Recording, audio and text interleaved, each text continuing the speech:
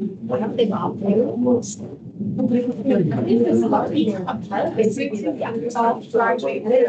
to page 19 in your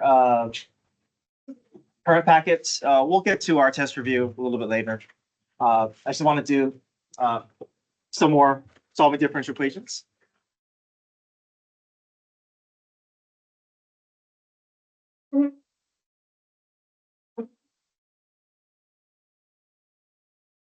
I think we did the top of page 19, and then we started number 2. So let's pick up where we left off.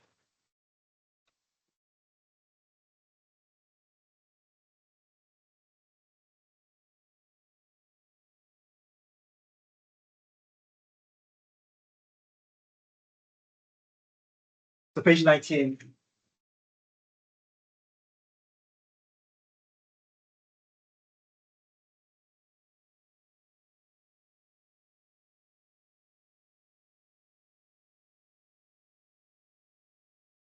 So we cross multiply. Well, first we rewrote y prime as dy over dx. We cross multiplied, and we saw that dy and dx's are going to be always going to be lined up in their correct positions whenever we cross multiply.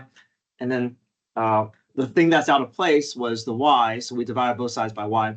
We talked about yesterday how even though it feels like I have to move the 6 along with it, the 6 can stay. It's not connected to y in a way where we can't separate it. Now, if it was 6 plus y or 6 minus y, then yeah, we have to bring that 6 along with the y. But here, if things are being multiplied, we can separate it without breaking any rules. So it's not wrong if you brought the 6 over, but if you brought the 6 over to the left, eventually it has to come back over to the right. So we're just saving a little bit of time by just leaving that 6 on the right. So our next step is involving integral rules here. So 1 over y dy, this is just going to be a natural log rule. So natural log absolute value of y. But this right side here, I know we see a set of parentheses, but do we have to go through use substitution here? No, right?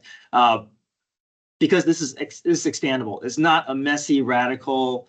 It's not a messy exponent that's difficult to expand. This we can just rely on just distributing. And if we distribute it, then the only thing that we need is power rule, right? So this is just simply 18 minus 6x, and this can be handled easily with power rule. So 18 becomes 18x, 6x becomes 6x squared over 2, and then plus c.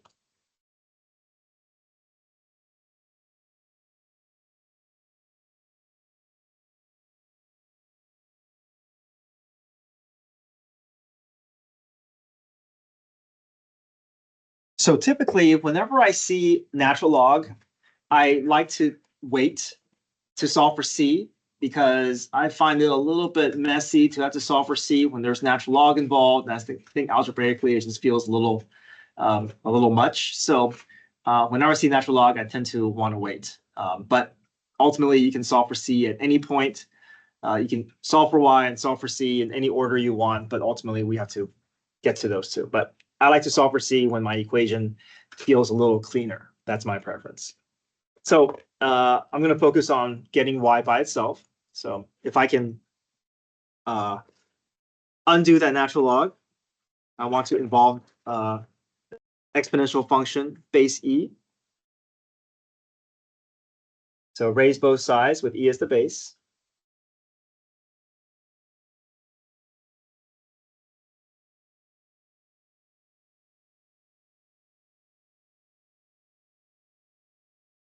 And let's see where this leads us. So now everything is up as exponents here.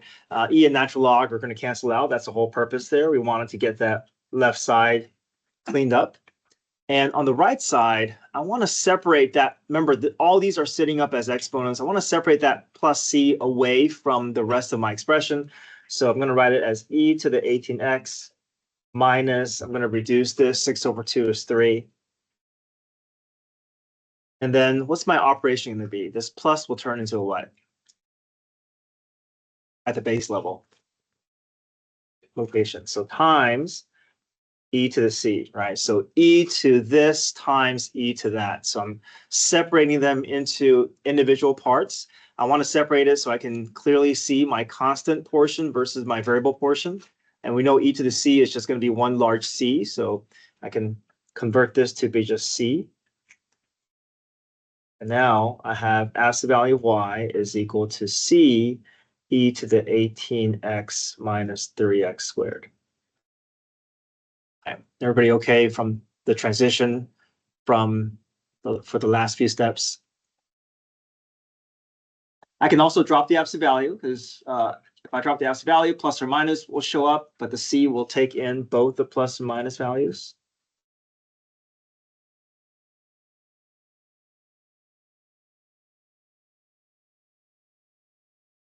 And now I'm going to solve for c. I find that's a little bit easier now. Well, now I have y by itself. The only thing left to do is solve for c. So we'll plug in our order pair.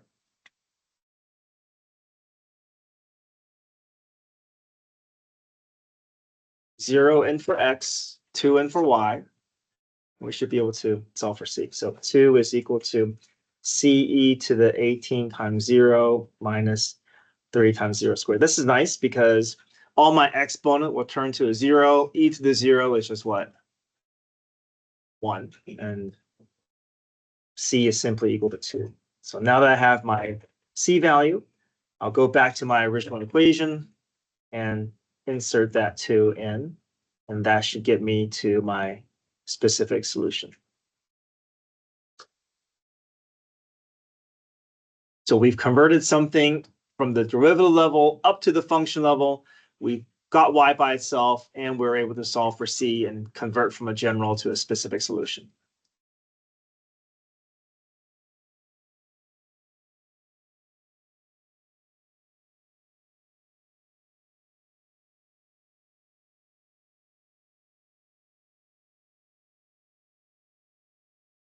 Okay, page 20.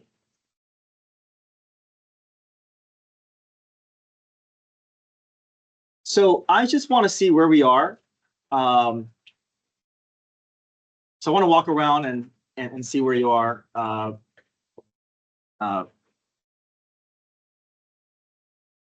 Just so that I can I just have confirmation that you understand the first few steps, and if you don't, it's fine. I just want to help you out if you're having trouble starting and setting up the problem. So.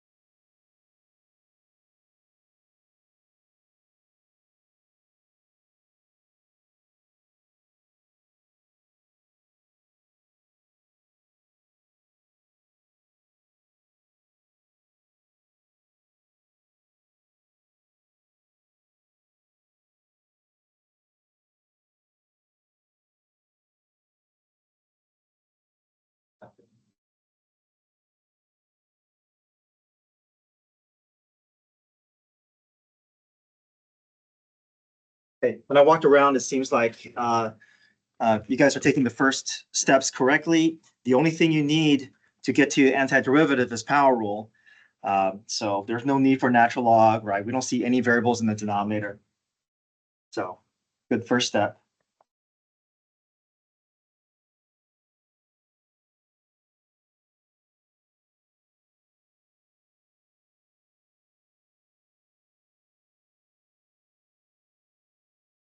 So again, you can solve for C at any point in time. The order doesn't matter, but for me, I like to, if I can see, if I can imagine my equation being a little simpler, then I'm typically going to work towards that before I solve for C. So what I see after I find my antiderivative is that, okay, that y squared over 2, I prefer to get that 2 in the denominator to be cleaned up a little bit. So if I multiply everything through by 2, I should be able to have a cleaner version of the equation.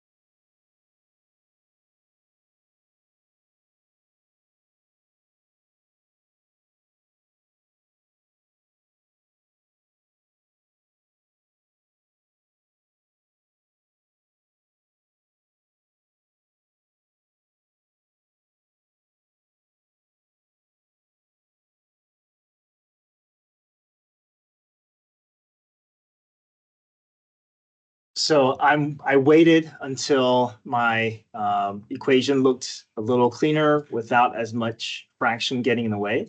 And then at this point, I feel like this is a relatively easy equation for me to solve for C. So I'm going to go ahead and solve for C. -3 in for X, 6 in for Y. I'm solve for C. Once I solve for C, you're going to update your C where you started making your substitution. And then the only thing left to do is to get Y by itself. Okay. Plus or minus square root will show up because the fact that we have two separate functions, but only one of them we're going to keep. So we're either deciding between the positive or the negative square root. We want to choose the one that has this order pair living on it.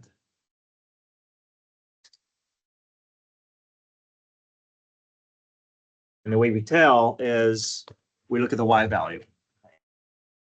If I want to insert -3 in for X, and if I want the result to give me a +6, the only way I get a +6 is if there's not already if there's no negative sitting in front. So we're going to choose function based off of the sign of our y value.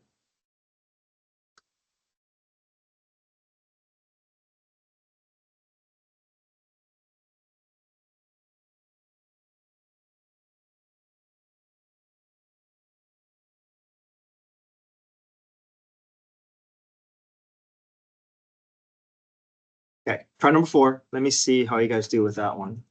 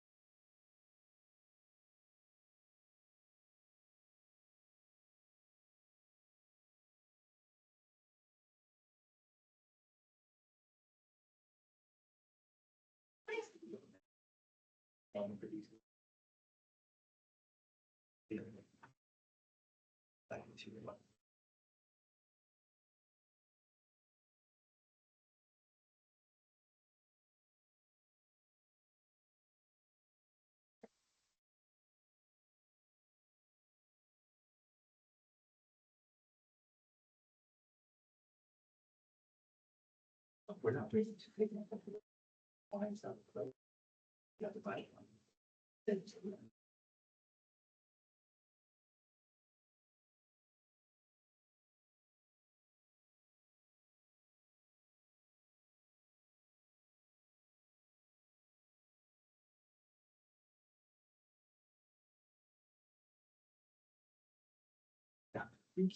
is not subdivide by between line, and if you cancel out, you should be able to get that to all of the names. But then we can have that. It's exercise. The two states to the students. I said those, yeah, okay, yeah. You're going.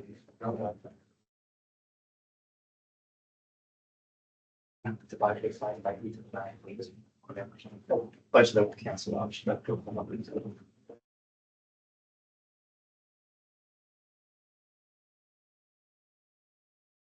So this y to the negative one is basically one over y. Yeah, it's one over y to natural log, but it's not how it.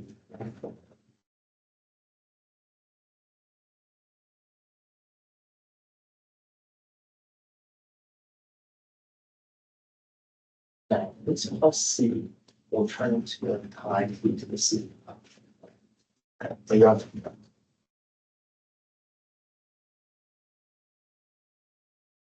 So I'm gonna plug in for three. Just three for x. You know, y.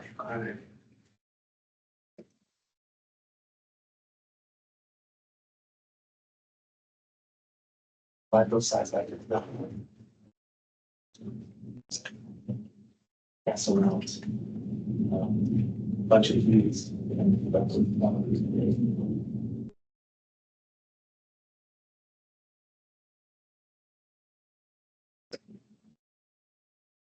Yeah, so I like the fact that you can recognize when to use natural log and when to use power rule.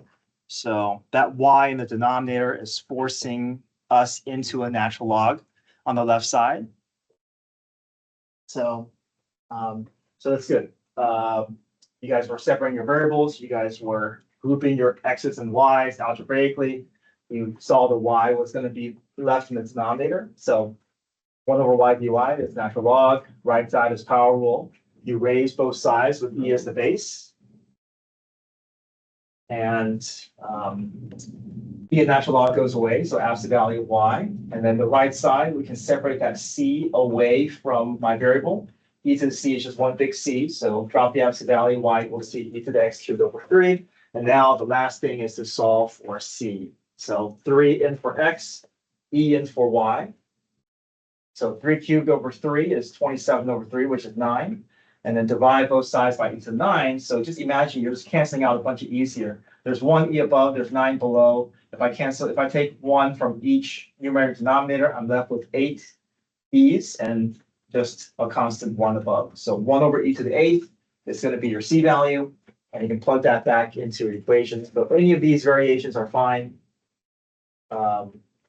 These are all sufficient. Thank you.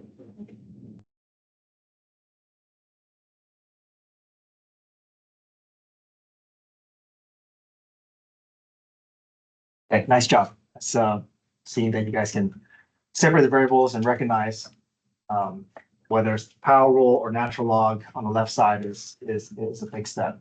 And then the rest is just getting comfortable with the algebraic steps that comes after it. All right, good.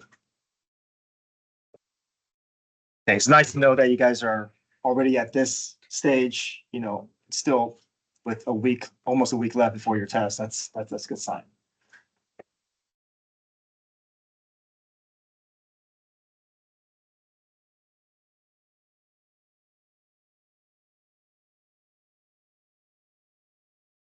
Okay, let's do one more here. This one, I will start you off. So this one looks a little bit strange because you're looking at this going, wait, this is not the variables that we're used to. Oh, which page is this? Yeah, sorry, page 21. This looks a little bit strange because we're still used to seeing X's and Y's. Like, what do we do when we see W and T's? So whenever you see this equation here, just think of T as your X, and then whatever the other variable is going to be your Y. Okay, so basically, if you see a W prime, guess what? That W prime can be written as. Right, Y prime is dy over dx. So what do you think W prime would be? Yeah, dw over dt. Yeah, so dw over dt. That's kind of like your dy over dx. Yeah. So, okay, so we start bringing in those representations in our variables. And then we can also cross multiply as well. So here is, I'm going to start problem.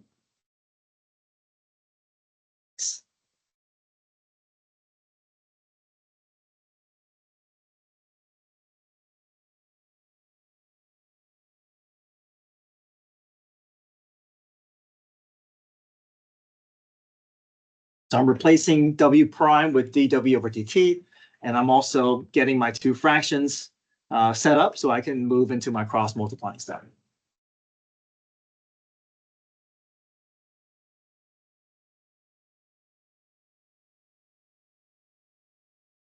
Okay, go ahead and cross multiply.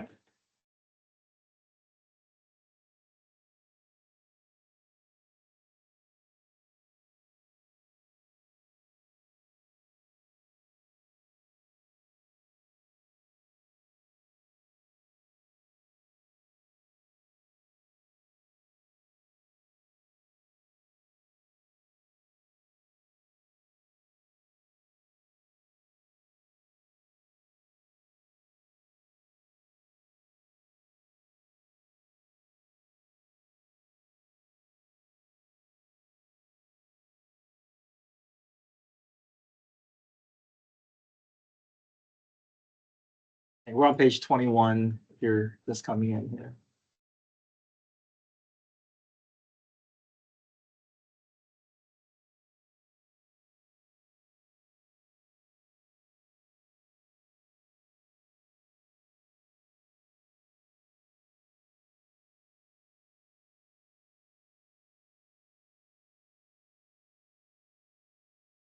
Okay, so when we cross multiply, we should have our dw and dt in their right spots. And now we look at our equation. Do we have full separation of variables? Are the w's together? Are the t's together? They are. Okay, so that's great. We can't guarantee that after every cross multiply, we're going to get that to happen. But in this case, variables are already separated. We're ready to move on to our integral process. So integral. Okay, what rule do we use on the left side? Our rule. The right side requires a little bit of what? A little messy, right? We can't just jump into a rule here. We got to go through what? U substitution. Okay, what's our U value?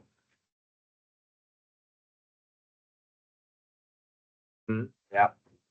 Parentheses is always a good place to start looking for a U value.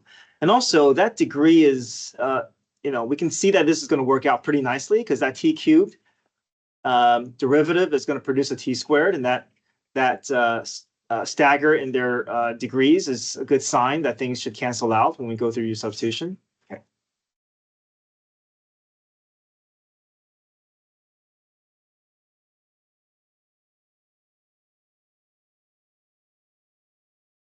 And then whenever you find the derivative, now it's going to be du over dt, right? Because now t is like our x.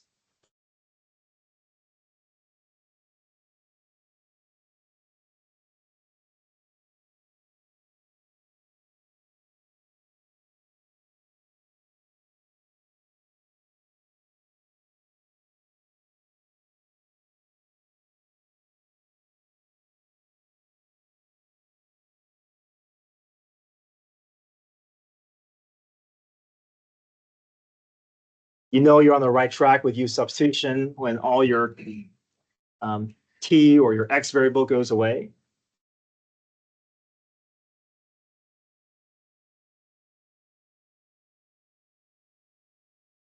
All right, this is one of our older rules here. What's the integral of secant squared?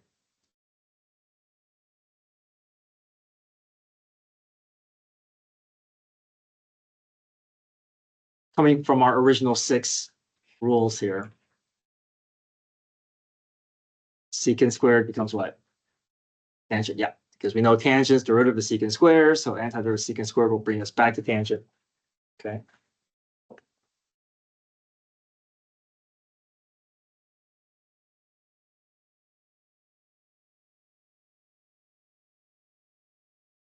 So all this is like a side note, right? We're taking the time to figure out this problem, and that is just the right side of our overall problem here. But we can get all the way down to 1/6 tangent tq plus c. And now we can go back to our larger problem and bring back the left side as well. W becomes w squared over 2.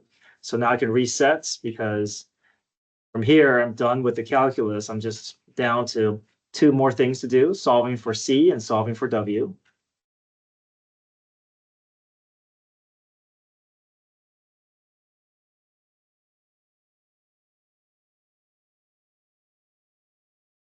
So again, it doesn't matter which order you do it in, but I typically like to wait to solve for c until that left side feels a little bit cleaner. So one way I can do to make that left side cleaner is to multiply through by 2. Feels like less fractions to have to worry about. So distribute a 2 through. I get w squared equals 2 times 1/6 is 1/3.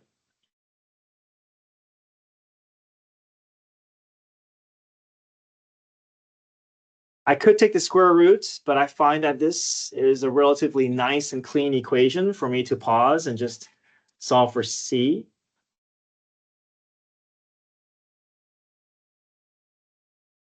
Just feels easier.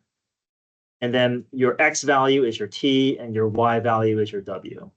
So 0 in for t, and -4 in for w.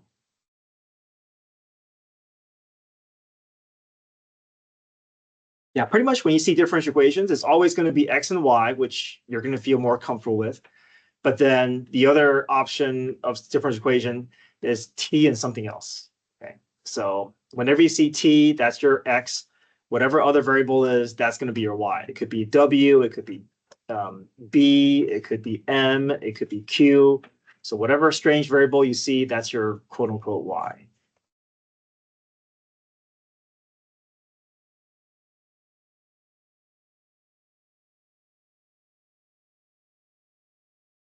Okay, the nice thing about tangent of 0, this will wipe this whole thing out. So c plus 0 plus c equals 16, so c equals 16. Now I can take this, plug it back into my c.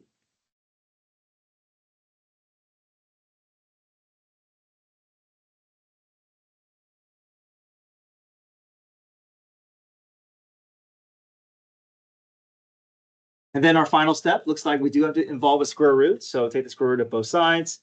Plus or minus shows up. Which one are we going to choose, though? Because these are 2 functions. We only want the one that's going to be relevant for our order pair. Do we choose the positive or the negative square root?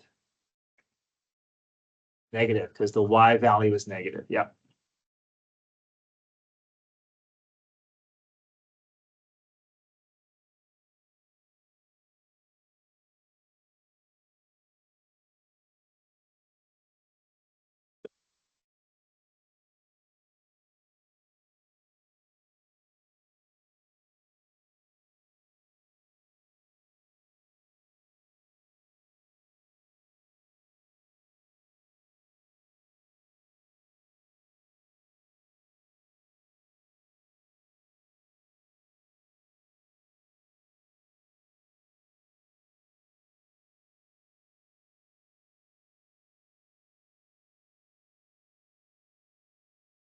Okay, let's go to our test review packet. Let's look at number one.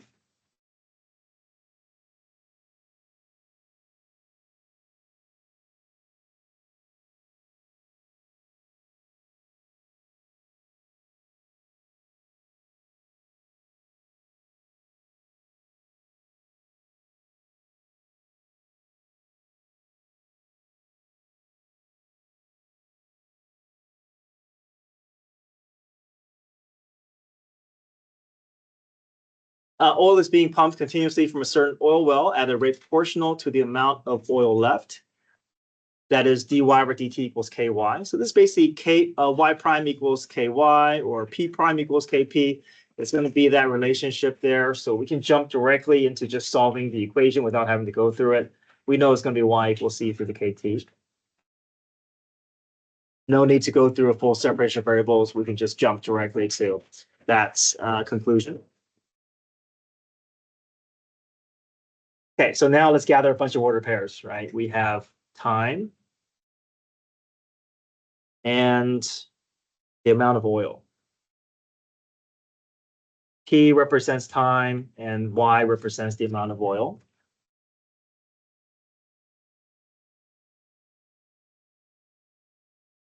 Initially, there were 1 million gallons of oil, and 6 years later, there were 500,000 gallons remaining. So we like to create order pairs involving zero. So the earliest time that we see, we're going to represent that as time zero. So time zero, that's initial. So I see, whenever I see initial, I know that's the earliest moment.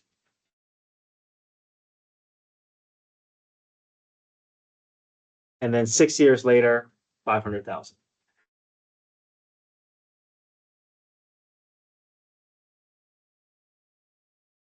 Okay.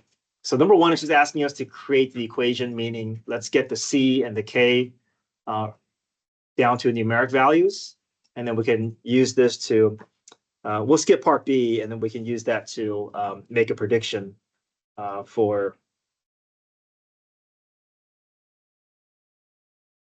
how much oil remains.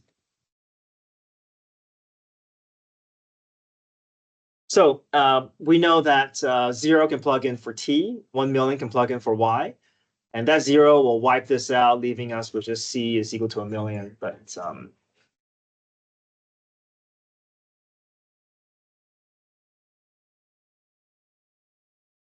e to the 0 is just 1, so C equals 1 million. Let's update our equation.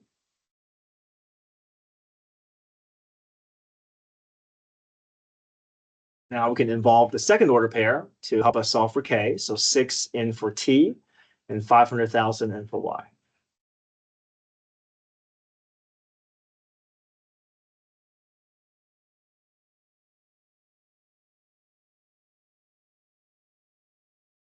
Okay, so I'm going to solve, I do want to solve for K, but I want to kind of move things away from that right side. So an easy thing to move is to divide both sides by 1 million. So 500,000 divided by 1 million is just going to be 1/2, 4.5.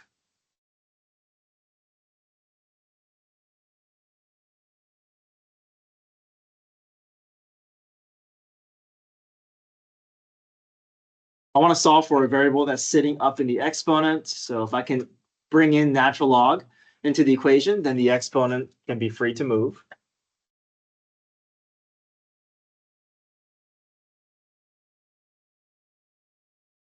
Right, 6K comes down.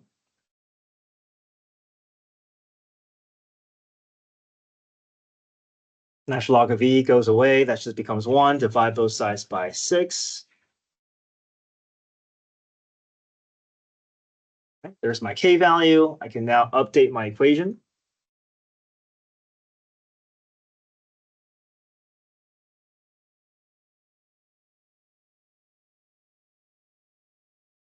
So this is now my specific solution that can help me find any future data.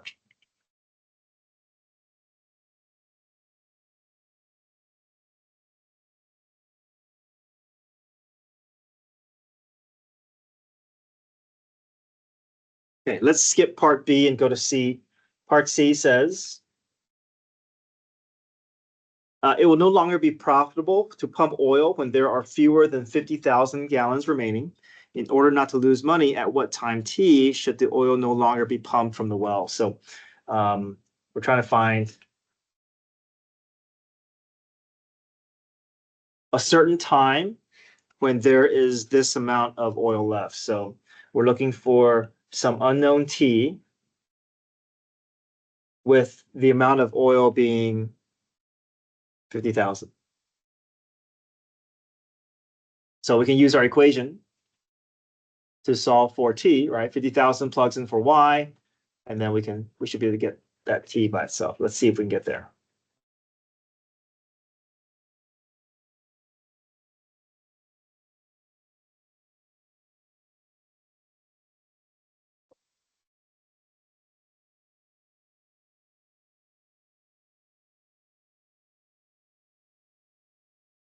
Again, I want to solve for t, so I'm going to start moving things away from that left side, from that right side.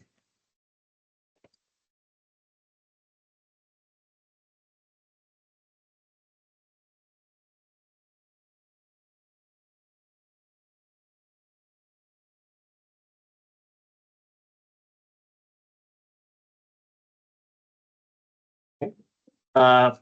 Use your calculator. This will give you 0.05.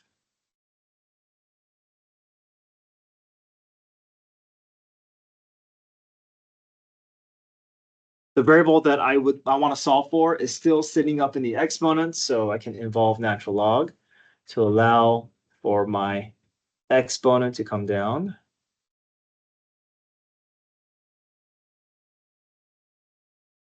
Okay, bring the exponent down.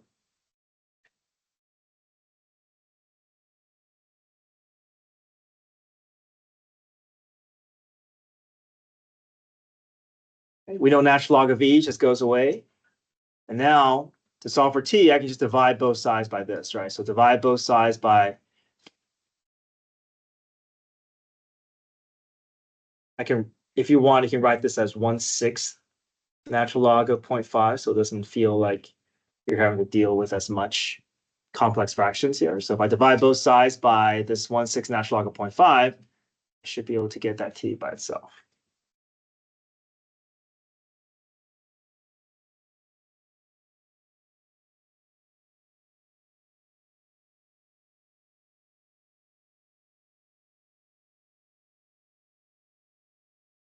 So around 25.932 years.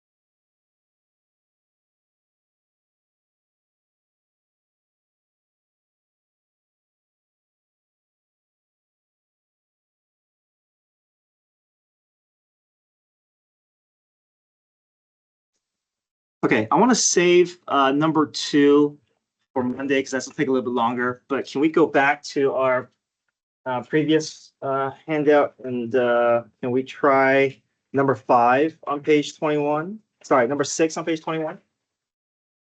I just want to get as much differential equation as we can in, since this is the most important topic of this unit. Page 21.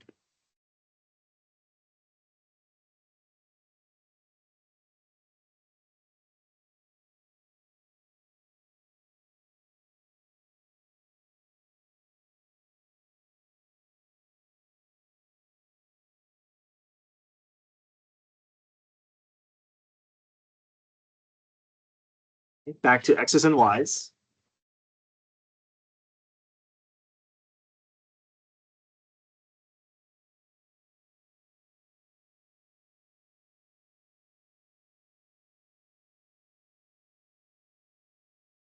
Let's get both terms on opposite sides of the equation, and then we can start bringing in our dy dx.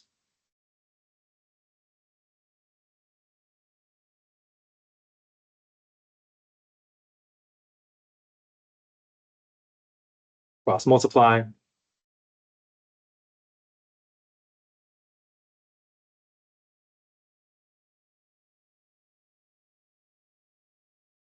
Again, your goal for cross multiplying is to get your dy dx's lined up. Don't worry about where the x's and y's are. They may be out of place, but we'll take it one step at a time.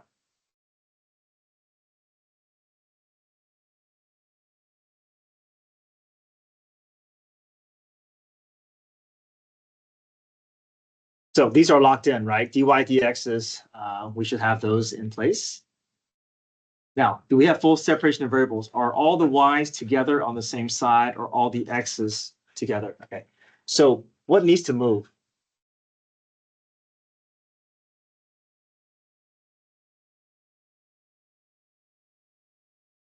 We need to move what?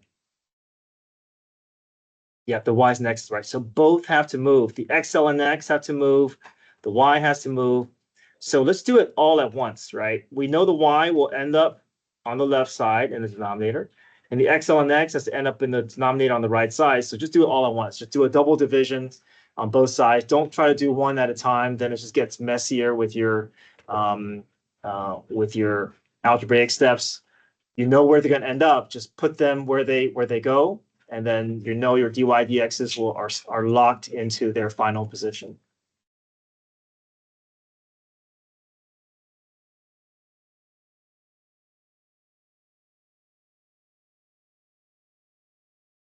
Are we okay with making both these steps into one process here? All right, so now this is good, right? Your y's are together, your x's are together, you're ready to move on. So left side is natural log, but the right side is a little bit of what we have to go through what process on the right side. The substitution. Can you pick out the u value? It's a little too much. XL and X will create product rule, which has no pairing in the rest of the problem. So it's a little bit less than the entire denominator. What's another option? L and X, yeah. So if you go through your substitution, we're almost never going to have just X, right? It's always something more than X. But yeah, we know natural log of X will produce a derivative, and we're hoping the X will handle that derivative and pair up and cancel out.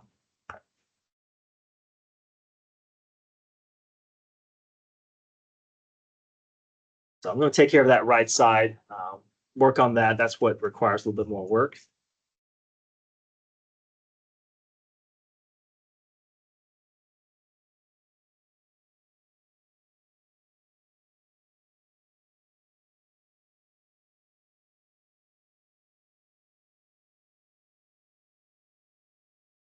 Oops, sorry.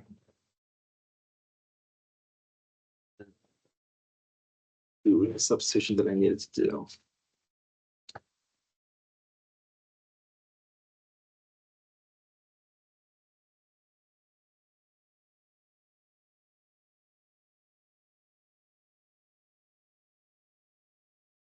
So the X is going to stay, the U, and then the dx gets replaced with x du. X's cancel out. We're left with 1 over u du, which is also natural log.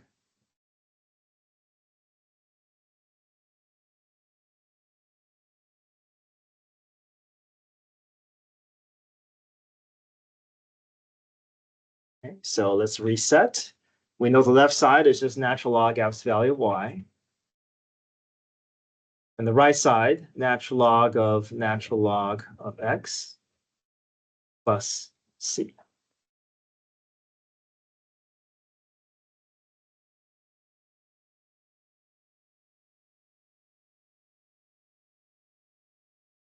Looks a little messy, but we know I know I want to wait to solve for c. I don't want to solve for c when it's this messy, but I'm going to raise both sides with e as the base. That should cancel a bunch of stuff out for us. E and natural log goes away. And I can separate this away from that plus c. So e to the natural log of x times e to the c. And do a little bit. Yeah, question.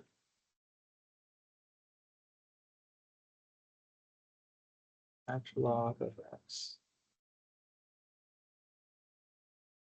You're right. It shouldn't. I brought that over thinking it was, yeah, I should just be able to leave this without the absolute value. X. Okay, e to the c is just one constant. I can convert that to a fixed c. And I can drop the e in natural log. That's going to be helpful. So I'm just left with absolute value of y is equal to, this comes down, and the c natural log of x.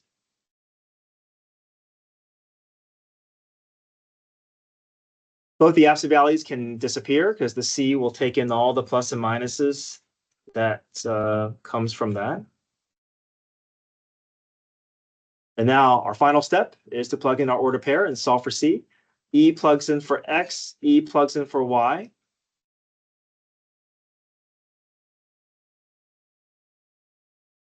What do we know about natural log of e? This 1, right? So c equals e.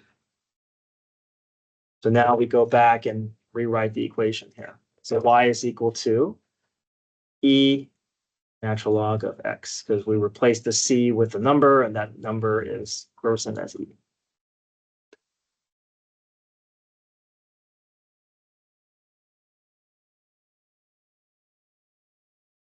Okay, we're in a good spot.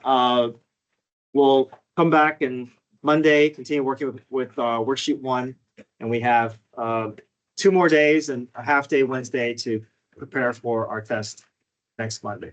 Okay, so no homework this weekend. Okay, don't get your phones.